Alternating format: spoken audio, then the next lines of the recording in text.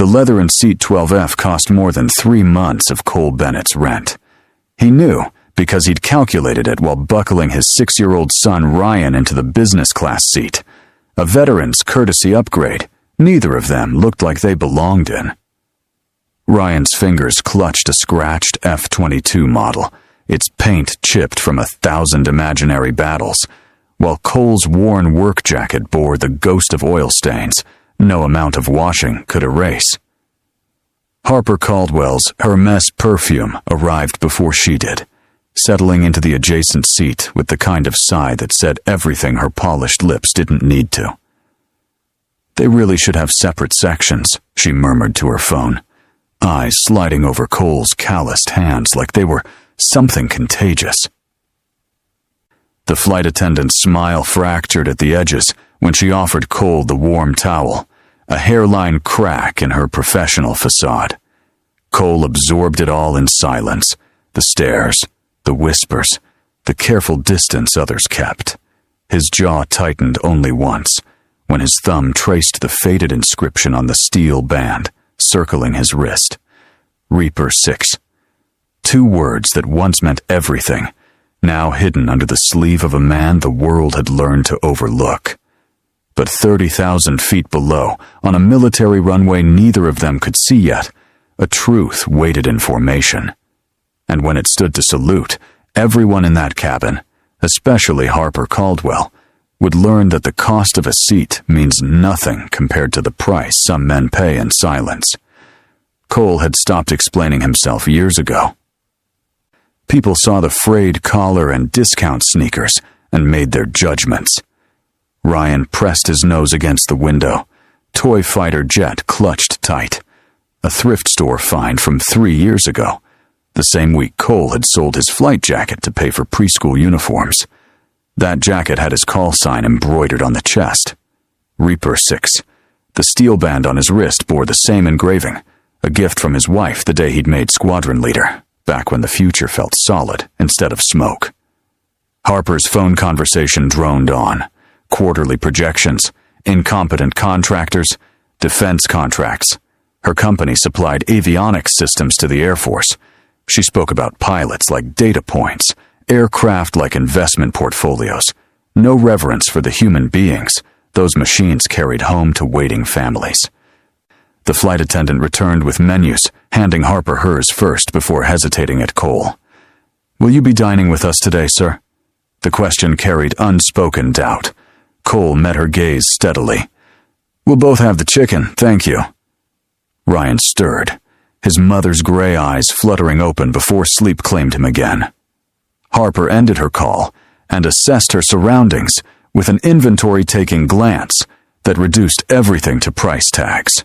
Her eyes landed on Ryan's toy. "Those things are so loud when kids play with them.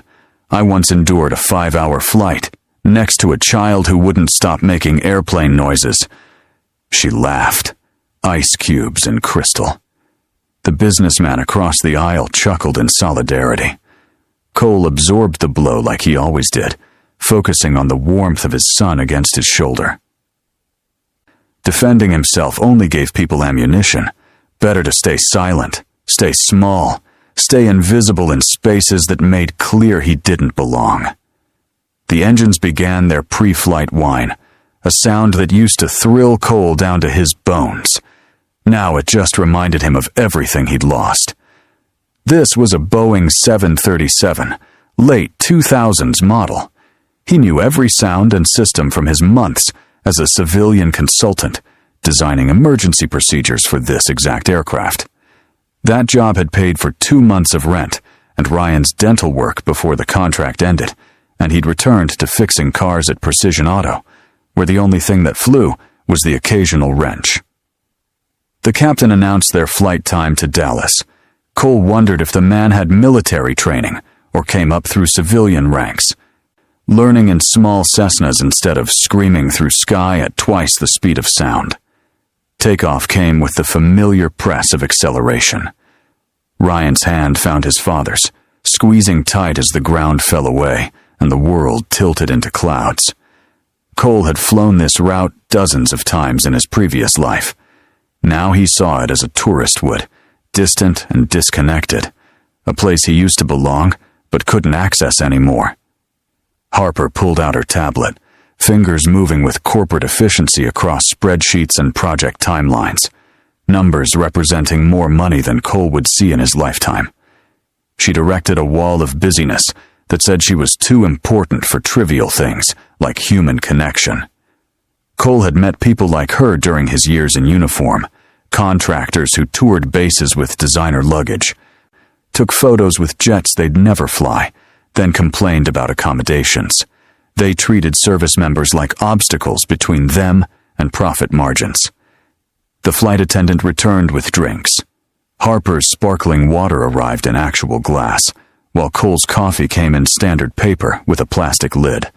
Small distinctions that added up to larger messages about who mattered. Ryan sipped his juice carefully, eyes fixed on the clouds.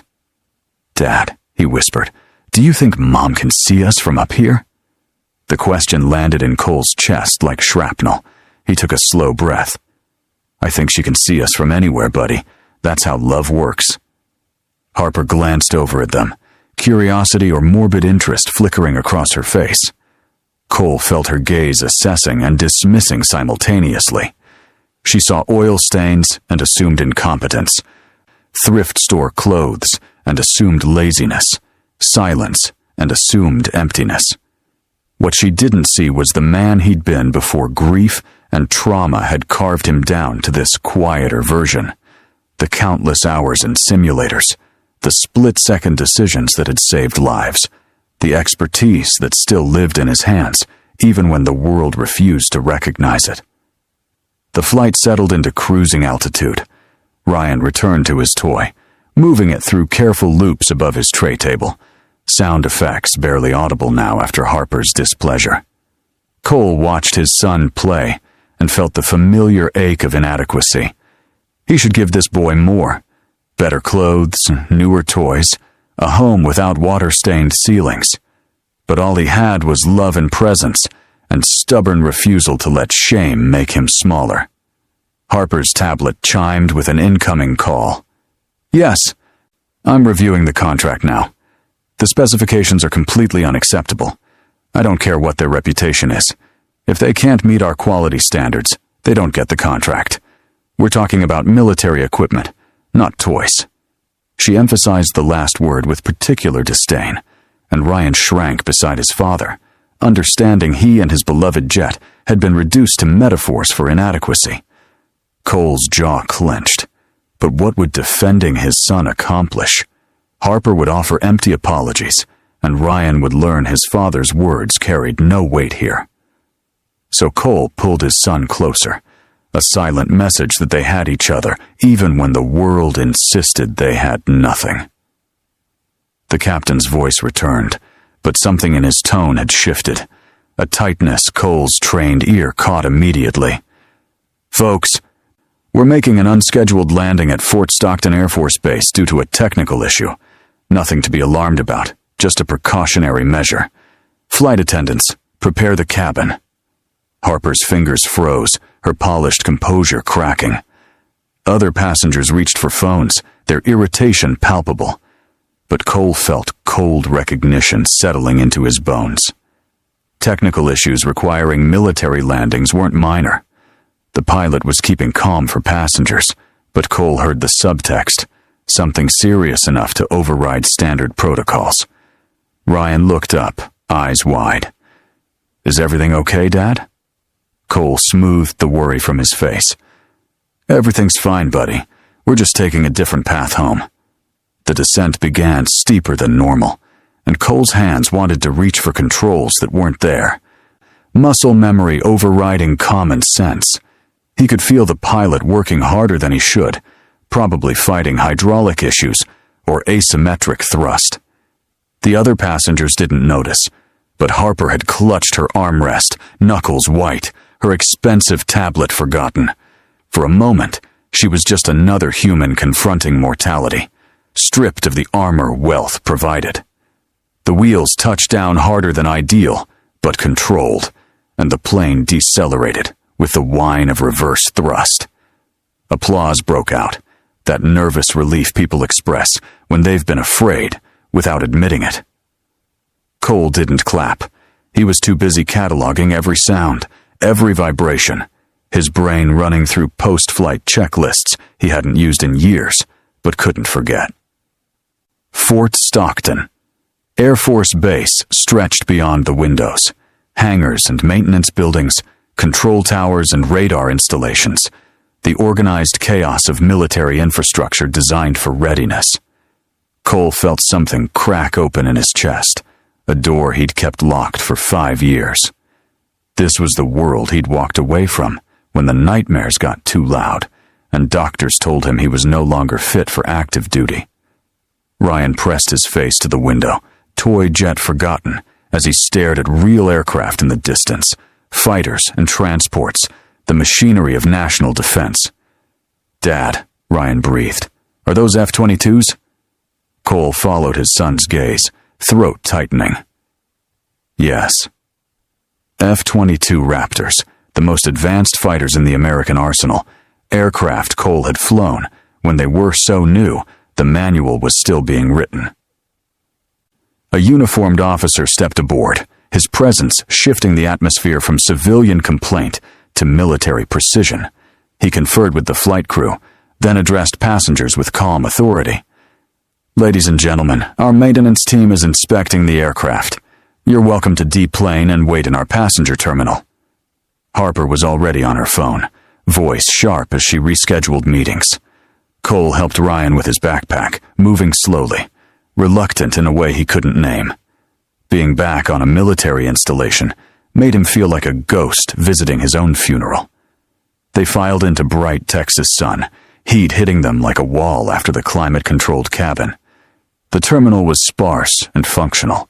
Metal chairs, vending machines, windows overlooking the flight line, where aircraft sat in various stages of readiness.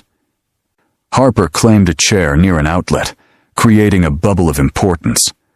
Cole found a quiet corner where Ryan could play without bothering anyone, his own attention drawn toward the windows and the world beyond them. Ryan spread out on the floor with his toy, creating rescue missions and aerial battles, soft sound effects a counterpoint to adult conversations. Cole sat beside him, back against the wall, letting himself sink into his son's imagination where heroes always won and nobody judged you by your clothes.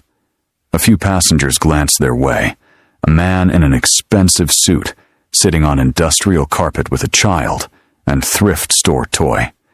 And Cole could see the calculations happening behind their eyes. Harper looked over once, her expression suggesting she'd smelled something unpleasant, then returned to her phone. An hour passed. Then 90 minutes. Harper's phone calls increased in volume. She'd positioned herself as unofficial spokesperson for passenger grievances, demanding updates from personnel with no authority to provide them and threatening legal action. Cole watched this performance with the detachment of someone who'd seen actual emergencies. Harper was terrified beneath the anger, terrified of being powerless, of being subject to forces beyond her control. Wealth and status couldn't fix a broken airplane, so she did what people like her always did, tried to buy her way out with volume and indignation. Ryan had abandoned his toy for the windows, small hands pressed against glass as he watched an F-22 crew work with precise movements. Cole stood beside his son, attention captured by details he couldn't help cataloging, the stabilizer angles, the weapons bay check, the intake port inspection. He knew every inch of that aircraft, had pushed it to its limits, had trusted his life to the engineering. "That's the coolest plane ever," Ryan said. Cole smiled despite himself. "Yeah, buddy, it really is." Behind them, Harper's latest conversation had attracted attention. "I don't care about protocol," she was saying. "I have a meeting with Pentagon procurement I cannot miss. Surely someone has the authority to arrange alternative transport." She'd cornered a lieutenant with the full force of her corporate entitlement. The young officer maintained professional composure. "Ma'am, I understand your frustration, but we need to follow proper safety procedures." Harper's face flushed. "Do you know who I am? My company supplies half the avionics systems your precious Air Force uses. I could make one phone call and—" She stopped mid-sentence as something over the lieutenant's shoulder caught her attention. 3 pilots had entered the terminal in flight suits, heading toward vending machines with casual squadron camaraderie. Cole felt himself involuntarily straighten. He knew these men, not individually, but collectively. The culture they came from, the training that shaped them, the unspoken codes.